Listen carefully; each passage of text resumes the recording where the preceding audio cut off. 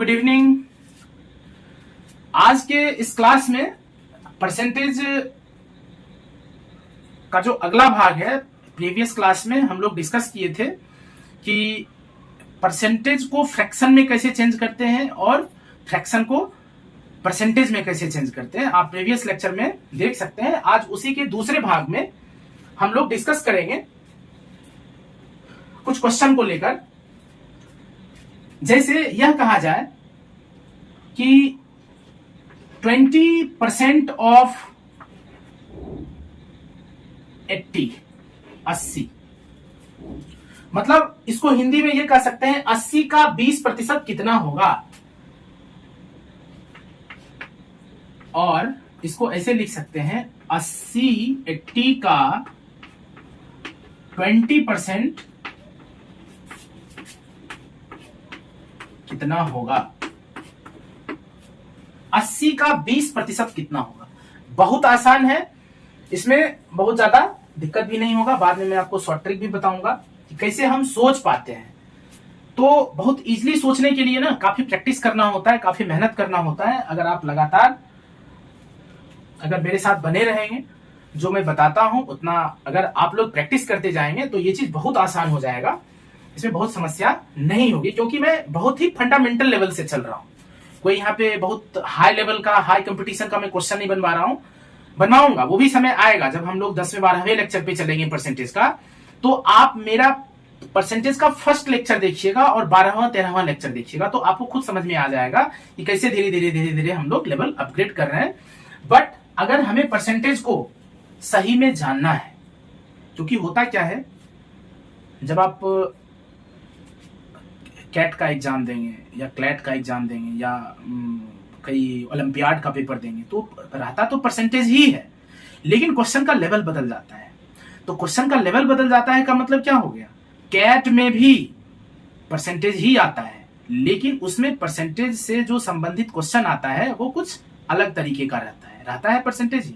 SSC में भी 2-3 level का एग्जाम होता है, या आप रेलवे देख लीजिए, एनटीपीसी देख लीजिए, तो हर एग्जाम में परसेंटेज रहता है, हर एग्जाम में परसेंटेज रहता है, लेकिन उसका लेवल अलग अलग रहता है।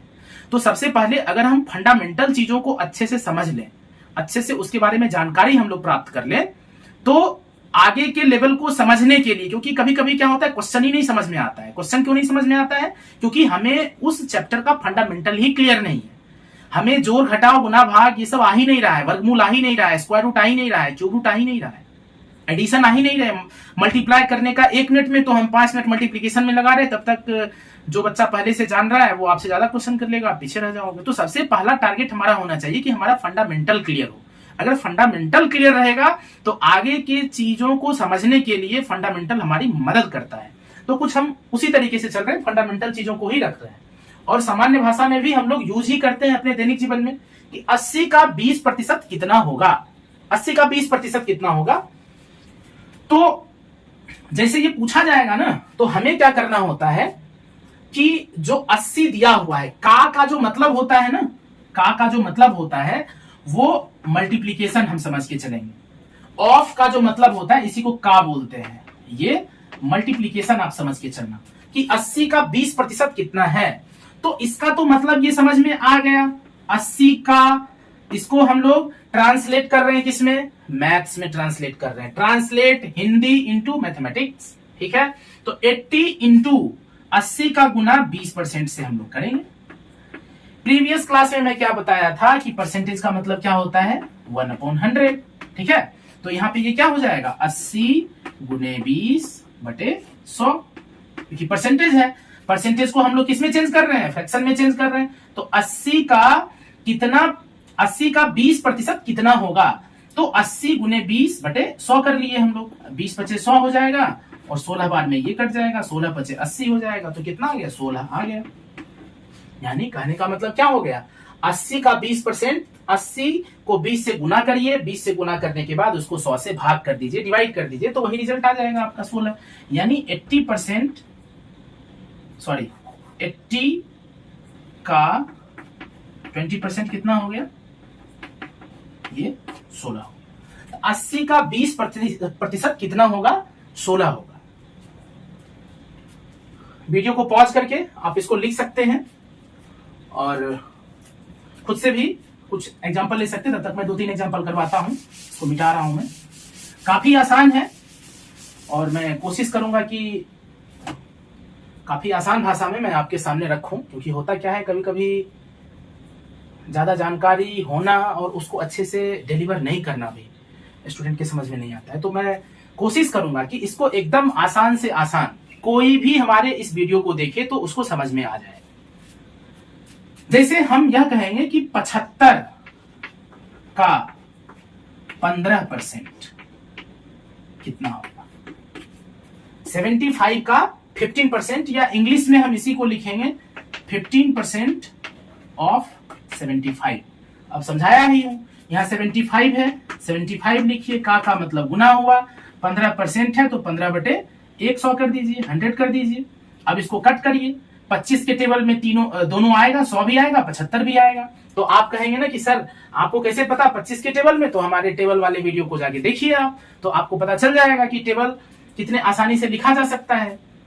25 को 3 से गुना करेंगे तो 75 आएगा, 4 से गुना करेंगे तो 100 आएगा, यानी ये कितना हो गया। अब ये ऊपर नीचे कुछ कटेगा नहीं, तो इसको लिखेंगे हम 15 3 45, 15 3 45, इसको 4 से हम लोग भाग दे देंगे। अब 45 को 4 से भाग दे दीजिए, 4 1 जा 4, 5 4 1 जा 4, कितना आ गया ये 11 होल 1/4। यानी आप इसको परसेंट में अगर बदलना चाहते हैं तो परसेंट में भी बदल लीजिए, 4 दूनी 8, 4 5 20, कितना हो गया 11.25।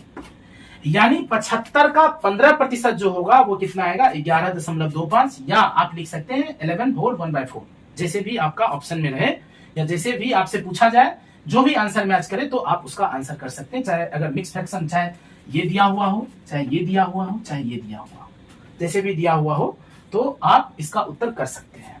तो ये सिंपल सा है कि किसी का कोई भी कितना परसेंट पूछ दे, जैसे समरी के फॉर्म में मैं ये लिखना चाहता हूं, की पॉइंट लिखना चाहता हूं कि अगर आपसे यह पूछ दे कि x% ऑफ y क्या होगा, x% ऑफ y क्या होगा, तो x% ऑफ y का मतलब क्या हो गया, x को y से गुना करके 100 से डिवाइड कर दीजिए और इसको क्या करिए सिंपलेस्ट फॉर्म में लिख लीजिए, सिंपलेस्ट फॉर्म में लिख लीजिए। सिंपलेस्ट फॉर्म का मतलब क्या होता है कि न्यूमरेटर और डिनोमिनेटर में कुछ कॉमन हो, कुछ कट रहा हो, है ना, तो आप उसको काट सकते हैं, या आप उसको मिक्स फ्रैक्शन के फॉर्म में लिख सकते हैं, या उसको आप डेसिमल फॉर्म में भी कन्वर्ट करके लिख सकते हैं। ये आपके बुद्धि विवेक पे निर्भर करता है, आपके इंटेलिजेंस पे निर्भर करता है कि हमारा ऑप्शन क्या दिया हुआ है।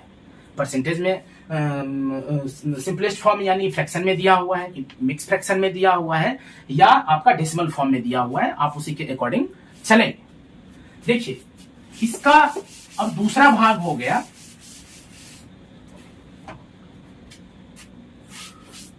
एक इसमें क्वेश्चन ये आता है, जैसे हम ये कह दें 20 का कितना परसेंट 5 होगा। देखिए थोड़ा सा मामला बदल गया है।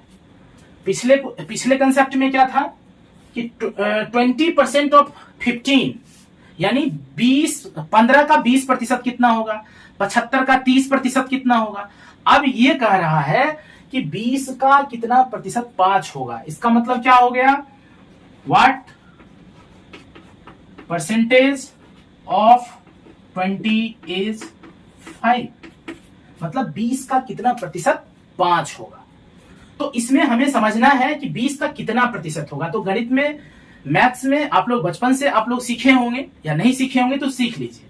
कितना को हम लोग मान लेते हैं x, कितना होगा x होगा। जो चीज हमारे जानकारी में ना हो, जो चीज पूछा जाए उसको हम लोग क्या मान लेते हैं, कुछ ना कुछ मान लेते हैं, x y z a b c as you wish, आपकी जैसी इच्छा जो मानना चाहते हैं मान लीजिए। तो हम हिंदी में ही रहने देते हैं, इसको मिटा देते हैं इंग्लिश वाला। इंग्लिश और हिंदी में इसलिए मेंशन कर देता हूं ना क्योंकि कई बच्चे हिंदी और इंग्लिश दोनों मीडियम से होंगे तो उनको समझने में परेशानी नहीं होगी। तो 20 का कितना प्रतिशत 5 होगा, यानी 20 का x प्रतिशत 5 होगा। यानी इसको हम लोग ऐसे मन ही मन सोचते हैं 20 का x प्रतिशत बराबर 5। देखिए इसको हम ट्रांसलेट कर लिए हैं कि 20 का x प्रतिशत बराबर 5। हिंदी में लिखते हैं ना माना कि, है ना, या मान लिया, या सपोज, इंग्लिश में बोलते हैं suppose that x percentage of 20 is equals to 5। 20 का x प्रतिशत 5 है। अब मैं बताया हूं कि का मतलब मैथ में क्या होता है, गुना, यानी 20 into x upon 100 equals to 5। अब इसको हमें सॉल्व करना है, तो सॉल्व करने का तरीका भी मैं इसके लिए अलग से वीडियो बनाऊंगा, लेकिन ये परसेंटेज में इतना आना चाहिए आपको। इसको क्या लिखते हैं, 5/1, 5/1। अब क्रॉस मल्टीप्लीकेशन करते हैं, तिरछा गुना कर लेते हैं, यानी 1 का मल्टीप्लीकेशन 20 इंटू एक्स में करते हैं और 100 का मल्टीप्लीकेशन 5 के साथ करते हैं। तो आपको पता है किसी भी नंबर को अगर हम 1 से मल्टीप्लाई करते हैं तो उसके रिजल्ट पे कोई फर्क नहीं पड़ता है। तो ये जब ये 1 इससे मल्टीप्लाई होगा तो ये क्या हो जाएगा, 20 इंटू एक्स ही रह जाएगा, और ये क्या हो जाएगा, 5 इंटू 100 हो जाएगा, 5 इंटू 100 हो जाएगा। अब क्या है, 20 इसके साथ मल्टीप्लीकेशन में है, राइट साइड में जाएगा, दाहिने साइड में जाएगा तो क्या हो जाएगा, ये डिवीजन में आ जाएगा, यानी x बराबर क्या हो जाएगा, 5 गुने 100/20। ठीक है, तो ये क्या हो जाएगा, 20 के टेबल में 100 आता है, 25 जा 100, यानी 5 5 जा 25 है। तो 20 का कितना प्रतिशत, x का वैल्यू कितना आया है, 25, यानी इसको हम लोग समराइज करके लिख सकते हैं 25% ऑफ 20 इज 5, यानी 20 का 25%, 20 का 25% क्या होगा, 5 होगा। 20 का 25% कितना होगा, 5 होगा। तो इसको बहुत ही ध्यान से सबसे पहले समझना है। आप क्या कीजिए, अगर एक बार में वीडियो समझ आ गया तो बहुत अच्छा, अगर नहीं समझ में आया तो क्या करना है कि इसको ध्यान से धीरे धीरे स्लो मोशन में चलाकर इसको देखना है, समझना है।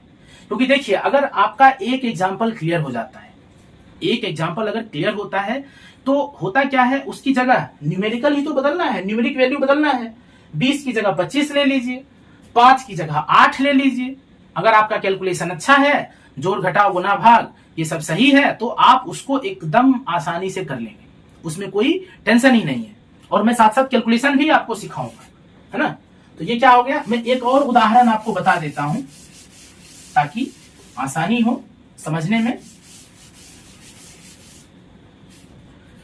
जैसे हम ये कहना चाहते हैं 75 का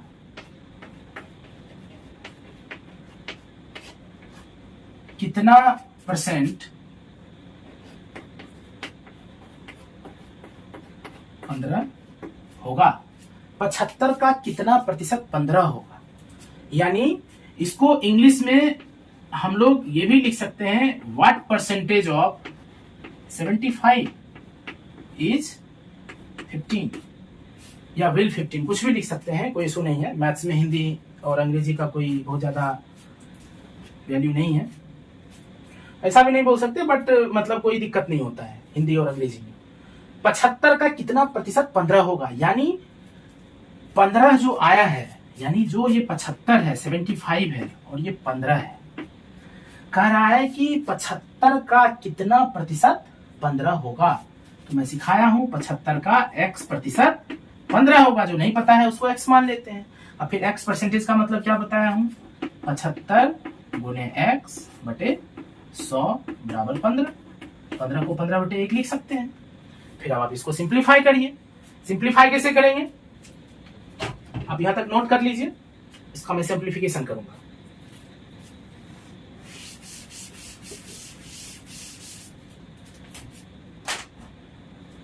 सिंप्लीफिकेशन में ध्यान से समझना है,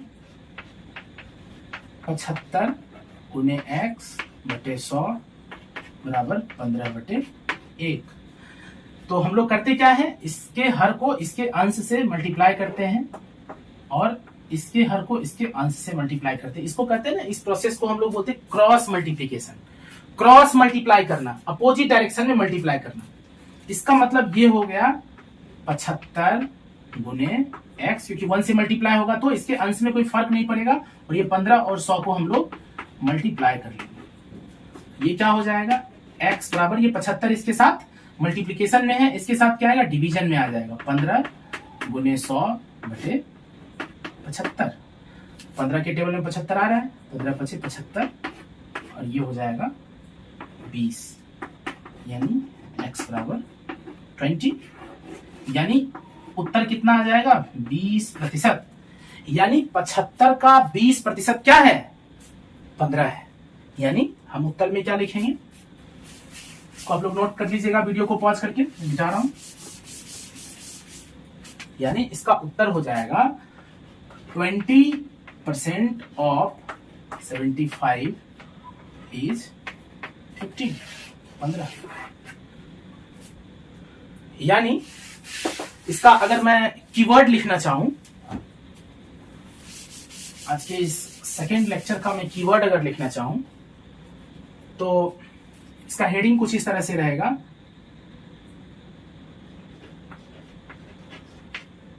what percent of x is y। What percent of x is y। तो व्हाट परसेंट का मतलब क्या हो गया, हम मान लेंगे z। व्हाट का मतलब मान लेंगे z percent of x is y। इसका मतलब हमें क्या निकालना है, हमें z निकालना है। तो ये क्या हो जाएगा, z into x upon 100 equals to y। यानी इसको साफ साफ सीधा सीधा हम लोग लिख लेंगे, z इंटू एक्स बराबर 100 इंटू वाई। z बराबर हो जाएगा 100 इंटू वाई अपॉन एक्स।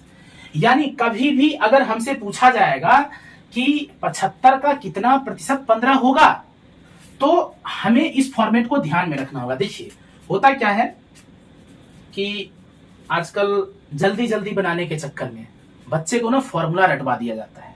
मैं कहता हूं कि आप फॉर्मूला मत रटिए, आप 10 मिनट का लेक्चर आप देख लीजिए, 10 मिनट में उसका फंडामेंटल आप क्लियर कर लीजिए, जिंदगी भर के लिए आपको आसानी रहेगा। नहीं तो आप कितना फॉर्मूला याद करेंगे। टीचर लोग आज के डेट में क्या बोलते हैं, बच्चों इसको याद कर लीजिए, कोई भी क्वेश्चन आएगा तो 100 इंटू वाई अपॉन एक्स कर लीजिए, वही आपका परसेंटेज आएगा। या उसको घुमा फिराकर आपके सामने उसको प्रेजेंट करेंगे। वीडियो तो देखने में बहुत अच्छा लगेगा, सुनने में बहुत अच्छा लगेगा, उस समय के लिए आप उत्तर निकालकर खुश भी हो जाएंगे। लेकिन होगा क्या, आने वाले समय में आपको तो समझ में आएगा नहीं। आपने इस फॉर्मूले को रट लिया है, तो फॉर्मूले को रट लिया है तो रिजल्ट भी एक तरीके से जो आ रहा है वो कैलकुलेटर की तरह आ रहा है, क्योंकि कैलकुलेटर के तो समझ में आ नहीं रहा है कि हो क्या रहा है। उसमें तो प्रोग्रामिंग किया हुआ है, उसमें जो आप दबाइएगा उसका रिजल्ट आ जाएगा।